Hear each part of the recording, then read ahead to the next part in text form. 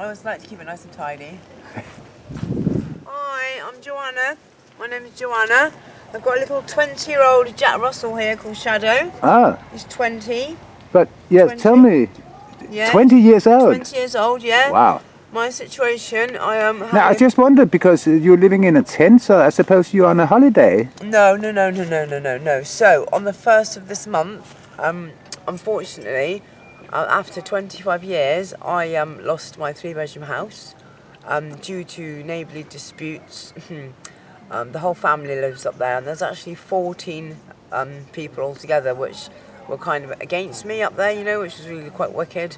And it's the first time I've never had a base for my children. I've got two girls who are in their 20s.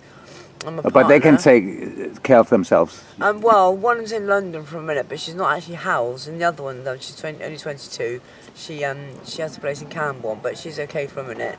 But luckily, you know, thank the Lord. But still, I need a base, so I'm actually saving for a mobile home.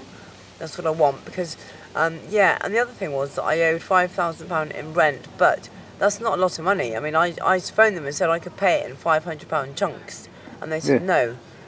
But tell me, it seems you also have a neighbor, so you're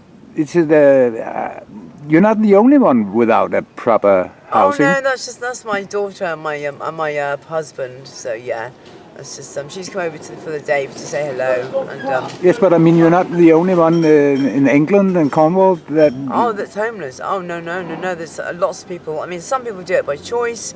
I mean, you get a lot of people out there that are alcoholics. Do you know what I mean? Or other. And people just presume, they're just so presumptuous, do you know what I mean? They just like think that just because you're homeless, that, you know, you're this, you're that. It's not the case. I mean, like, the first of this month, I mean, I was in a 3-bedroom house, like I said, for 25 years. And before that, I've always had somewhere. Come here, what are you doing? Come in, mommy, okay? But so, do you have a decent income? It's okay. Yeah, I actually do claim universal credit and PIP. I mean, so I do get a little bit, but I mean, like I said, I need to save for a few months to get a mobile home.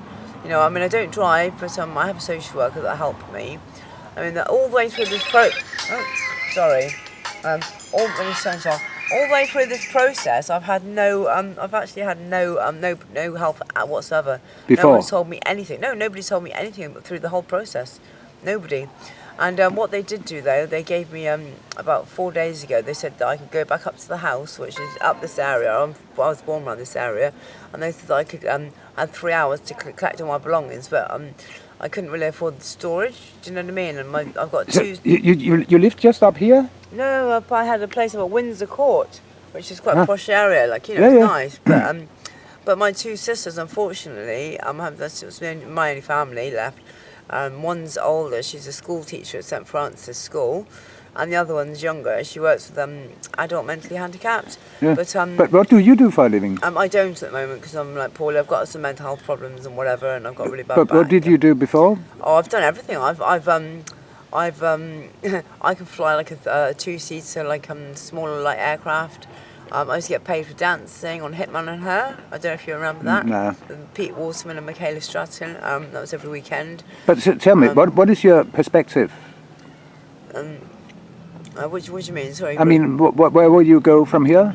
Oh, from here, well, hopefully, they did actually say, instead of me being in the tent, whatever, right, they did put me in Camborne, in the Travelodge, right, for a couple of nights, but...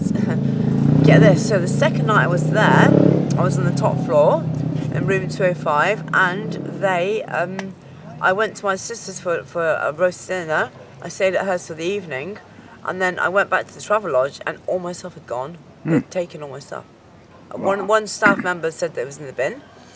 My social worker said, so you're telling me that they've been in your room and touched your stuff, your belongings, and I'd just been down to my daughter's house because I gave her my most treasured possessions, like a camera with my deceased parents on and my family So you basically lost everything? No, they've taken it, yeah. So my social worker's in the process of getting it back and finding out where it is. But tell me, what you wish for? You wish for just having a nice place? No, I really would like a mobile home now. I don't want to be like static in one place, you know what I mean, and just like 4 walls, you know, done that. You know, I do like being outside in nature.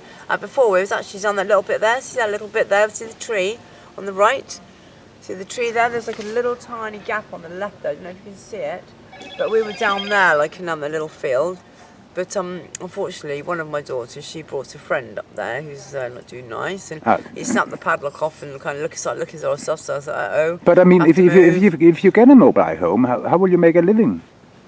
Well, at the moment, just off the government for a moment until my back's better. Do you know what I mean? And then my husband needs a brickie. You know, I mean, I can put my hands to all sorts of things. I mean, I'm a professional interior decorator as well. I've done Louisa Duxbury, the Mayoress of Pembrokeshire. I've decorated her house. You know, the only thing I can't do is electrics. But it's funny enough, one of my daughters is going to college to do electricity. You know, electrician's course.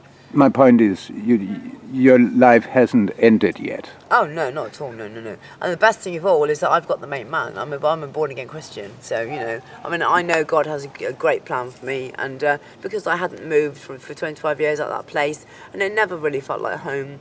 So I know I trust in God's plan. Do you know what I mean? And I know He's got something good coming. So He's booted me out and said, right, come on, get on with it, get out, get moved, and get, you know, fresh start. Yes, that's exactly right. Because the neighbours up there, they weren't nice. They weren't nice people. Well, you know. I hope you have a nice beginning. And you, my darling, it's lovely to meet you. Lovely to meet you, really. Lovely to meet you. You take care, and God bless you, sir.